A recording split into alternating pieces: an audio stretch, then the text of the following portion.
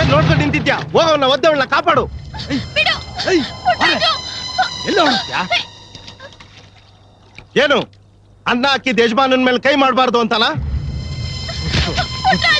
ನನ್ ಮಗಳನ್ನ ಕೊಂದಿದ್ದು ಅವನೇ, ನಿನ್ ಸೇವಂತಿನ ಕೊಂದಿದ್ದು ಅವನೇ. ಅವತ್ತು ನನ್ನ ಮಗಳು ನನಗೆ ಊಟ ತಗೊಂಡ್ಬರ್ತಿದ್ಲು. ನನಗ್ ಬೇಗ ಊಟ ಕೊಟ್ಟು ನಿನ್ನ ಹತ್ರ ವಾಪಸ್ ಬರ್ಬೇಕು ಅಂತ ಆತಾತ್ರವಾಗಿ ಬರ್ತಿದ್ಲು.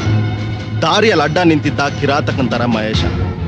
ಅವನಿಗೆ ಬಹಳ ದಿವಸಗಳಿಂದ ಸೇವಂತಿ ಮೇಲೆ ಕಣ್ಣಿತ್ತು. ಅವಳು ನಿನ್ನ ಪ್ರೀತಿ ಮಾಡ್ತಿದ್ದಿದ್ದು ಅವನಿಗೆ ಇಷ್ಟ ಇರಲಿಲ್ಲ. ಹಾಗಾದ್ರೂ ಮಾಡಿ ಅವಳು ಶೀಲನ ಹಾಳು ಮಾಡ್ಬೇಕು ಅಂತ ಸಮಯ ಕಾಯ್ತಿದ್ದ. ಅವತ್ತು ಅವಳು ಒಬ್ಳೆ ಬರ್ತಿದ್ದಾಗ ಅವಳನ್ನ ಬಲಾತ್ಕಾರ ಮಾಡ್ಬೇಕು ಅಂತ ಪ್ರಯತ್ನ ಪಟ್ಟ. ಅಷ್ಟೊತ್ತಿಗೆ ನಾನಲ್ಲಿ ಬರ್ತಿದ್ದೆ. ನನ್ನ ನೋಡಿದ್ಮೇಲೆ ಅವಳನ್ನ ಬಾವಿ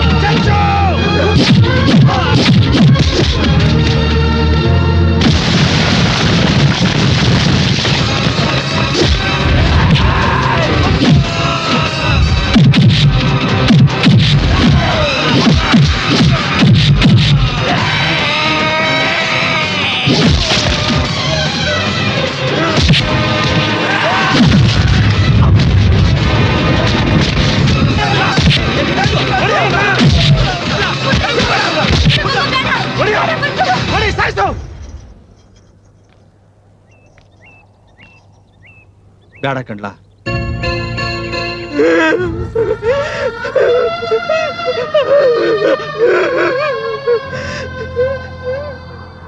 ಗೊತ್ತು ಮಗ, ನಂಗೆಲ್ಲ ಗೊತ್ತಾಯ್ತು. ಇವನಿಂತ ನೀಚ ಕೆಲಸ ಮಾಡಿರ್ತಾನೆ ಅಂತ ನಂಗೆ ತಿಳಿದೇ ಹೋಯ್ತು. ಇಂಥ ಮಗನ ಜನ್ಮ ಕೊಟ್ಟಿದ್ದಕ್ಕೆ ನಾನು ಇದ್ಮೇಲೆ ತಲೆ ತಗ್ಗಿಸ್ತೀನಿ ಕಣ್ಲ.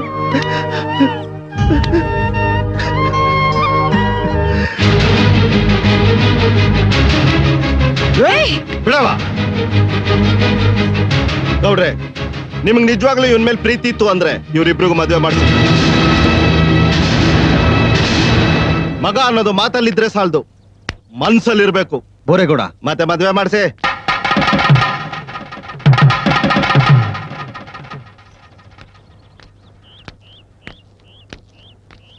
ಯಾಕ್ಲ ನನ್ ಮುಖ ನೋಡ್ತಾ ಇದ್ಯಾ? ನಿರ್ಧಾರ ತಗೋಬೇಕಾದವನು ನೀನಲ್ವೇನ? ಇದೇಲ್ಲ ಹಿಂಗನ್ಬಿಟ್ಟೆ. ಯಾವತ್ತು ನನ್ನ ಮಗಳು ಈ ಊರ್ನ ಮಣ್ಣು ತೊಳೆದ್ಲೋ ಆವತ್ತೇ ಅವಳನ್ನ ನಿನ್ಗೆ ಒಪ್ಪಿಸ್ಬಿಟ್ಟೆ. ನೀನ್ ಏನ್ ನಿರ್ಧಾರ ತಗೊಂಡ್ರು ನನಗ್ ಸಂತೋಷನೇ ಕಣ್ಲ.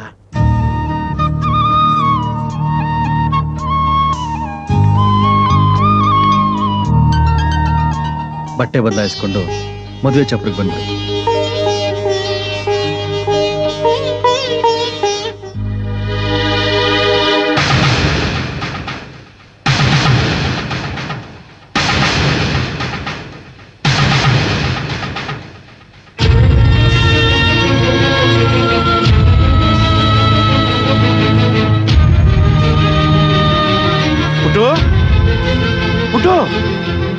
ಏ ಪುಟ್ಟರಾಜು, ಪುಟ್ಟರಾಜು, ಏ ಪುಟ್ಟ.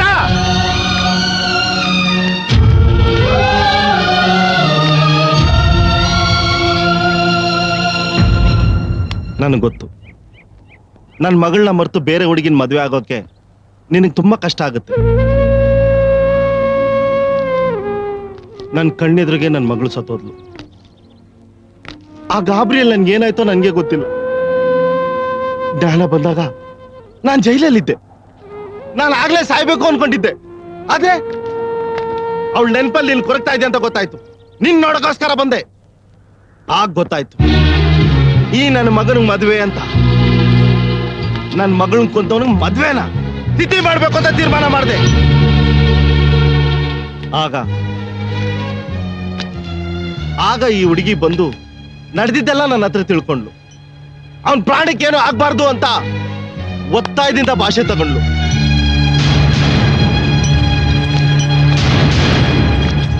ಇವನ್ನ ಮದುವೆ ಆಗ್ಬೇಕು ಅಂತ ಮದುವೆ ಮನೆಗೆ ಬಂದಿರೋ ಈ ಹುಡುಗಿ ನಿನ್ನ ಮದುವೆ ಆಗ್ಬೇಕು ಅಂತ ನಿರ್ಧಾರ ಮಾಡಿರೋದು ಆಶ್ಚರ್ಯನೇ.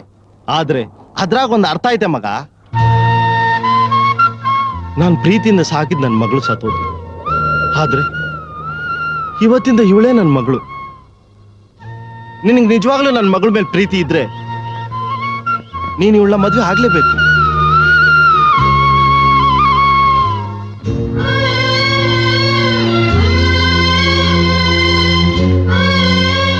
ಯಾಕೋ ಅಷ್ಟೊಂದು ಹಠ ಮಾಡ್ತಾ ಇದ್ಯಾ? ಒಪ್ಕೊಳ್ಳೋ.